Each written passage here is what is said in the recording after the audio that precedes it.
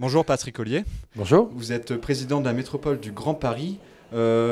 6 mois après la mise en place de la métropole du Grand Paris, quel bilan tirez-vous? Est-ce que les objectifs prioritaires du début de mandat ont été atteints?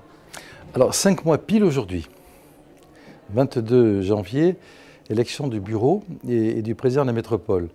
Et justement, le plus important, c'est que nous avons réussi dans ce bureau, dans cette organisation, alors que la droite et le centre sont majoritaires, le fait majoritaire étant reconnu par tous, à créer un bureau de gouvernance partagée avec tous les groupes politiques, y compris les non-inscrits, pour que chacun soit représenté à due proportion dans le bureau.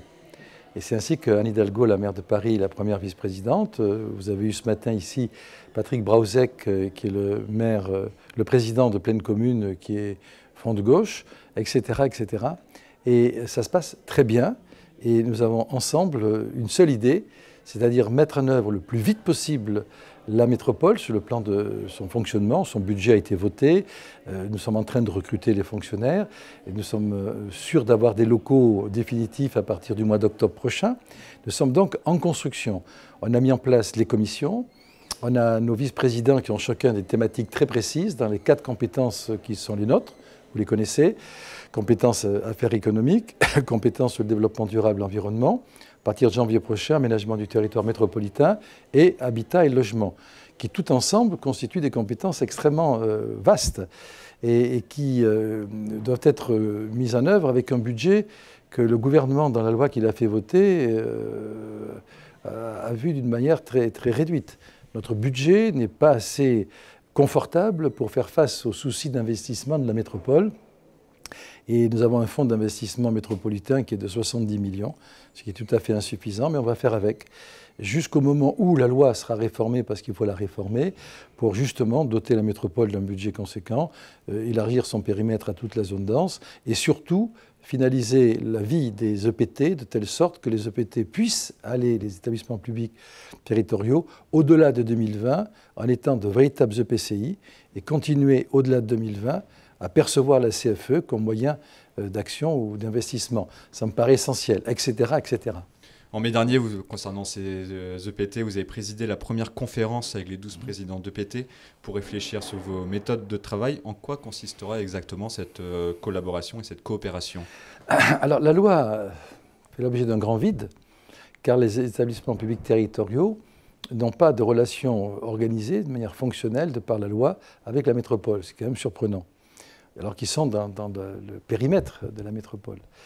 À partir de là, j'ai pensé qu'on ne pouvait pas avancer dans les compétences de la métropole sans avoir des relations suivies, régulières, permanentes avec les territoires pour analyser leurs besoins, pour leur apporter l'aide dont ils auront besoin également à travers le fonds d'investissement métropolitain. Et à cet effet, j'ai réuni la conférence des présidents de territoire le 2 mai dernier, c'est exact, de telle sorte qu'on entame le dialogue entre nous. Et ce dialogue a été très positif pour cette première réunion. Nous avons dégagé 2 lignes très fortes. La première, c'est la mise en œuvre d'une charte de coopération stratégique, charte stratégique de coopération, pardon, que nous sommes en train de rédiger et que je vais proposer au président des territoires, je pense, d'ici mi-juillet prochain. Et ensuite, à partir de cette charte stratégique de coopération qui va fixer les axes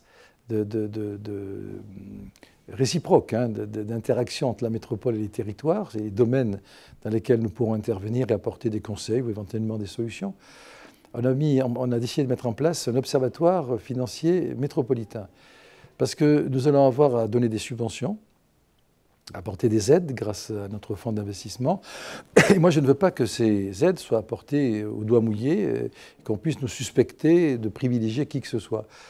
Donc pour régler le problème, le vice-président Gilles Carrez, qui est chargé des finances de la métropole, travaille avec l'équipe financière pour préparer l'observatoire financier métropolitain qui devrait voir le jour en septembre. J'ai écrit à tous les présidents des territoires pour discuter avec eux à travers cette lettre des critères de cet observatoire pour qu'ils me fassent réponse. La plupart m'ont répondu et à partir des réponses, Gilles Carrez et son équipe vont finaliser, de telle sorte que les critères de cet observatoire permettent de voir la vérité sur ce qu'on appelle la richesse des territoires, sur les produits fiscaux, sur les dépenses d'investissement et sur les besoins, de telle sorte que le jour où on sera amené à donner une subvention d'investissement pour un territoire, pour un projet valorisant, créant de la valeur ajoutée et de l'emploi, eh bien on soit certain que le territoire qu'on aide est celui qui en a besoin. Voilà, de préférence à celui qui en a moins besoin et qui a plus de moyens. Et ensuite, on va préparer avec Gilles Carrez aussi la critérisation de nos subventions, de telle sorte que tout soit totalement transparent et que les critères permettent d'avoir des subventions qui correspondent aux demandes de chacune et chacun. Vous parlez de dialogue avec les établissements publics territoriaux, donc les EPT, mais concernant vos relations avec la région Île-de-France, comment cela se passe-t-il? Êtes-vous en confrontation ou complémentaire? Je ne peux pas être en confrontation avec la région Île-de-France et la région Île-de-France ne peut pas être en confrontation avec la métropole, pour la simple raison que la métropole est une intercommunalité, faite de maires qui disposent du pouvoir opérationnel sur leur territoire. Ce qui est l'intérêt de la métropole, justement, d'avoir des maires qui peuvent décider tout de suite du caractère opérationnel des décisions que nous prenons. C'est l'intérêt de la métropole. Bien, la région, elle, est une collectivité territoriale élue au suffrage universel, avec des compétences totalement différentes, sauf avec un recouvrement un peu de la compétence économique. Mais des compétences différentes, elle émet des schémas directifs régionaux dans lesquels on doit s'inscrire, les intercommunalités doivent s'inscrire, dans lesquelles la métropole s'inscrira sans aucun problème. Mais on n'a pas de raison d'être en compétition puisque nous n'avons pas les mêmes compétences. Nous ne couvrons pas le même territoire. D'autre part, Mme Pécresse, on a beaucoup de chance d'avoir Valérie Pécresse comme présidente de la région. J'ai fait sa campagne, j'ai participé à son équipe de campagne et je me réjouis de son élection. Mme Pécresse est une amie, j'ai confiance en elle. Je n'ai pas de problème avec Mme Pécresse, donc il n'y a pas de problème avec la région. En revanche, Valérie Pécresse a le droit de penser que l'aire de la métropole n'est pas suffisamment importante. C'est son droit le plus absolu. Elle défendra cette idée plus tard lorsqu'on reviendra au Parlement sur la loi, parce qu'il faut y revenir. Et à ce moment-là, on verra ce que le Parlement décidera. Mais ceci est un débat qui aura lieu dans 1 an, 1 an et demi ou 2 ans, mais qui n'est pas le débat d'aujourd'hui. Aujourd'hui, moi, ce que je veux, c'est que la métropole existe le plus vite possible pour être le plus vite possible utile aux 7 millions d'habitants qui la concernent. Et avec le soutien de la région, comme toutes les intercommunalités de l'Île-de-France. Vous avez également présenté le dispositif de l'appel à projet Inventons la métropole en mai dernier.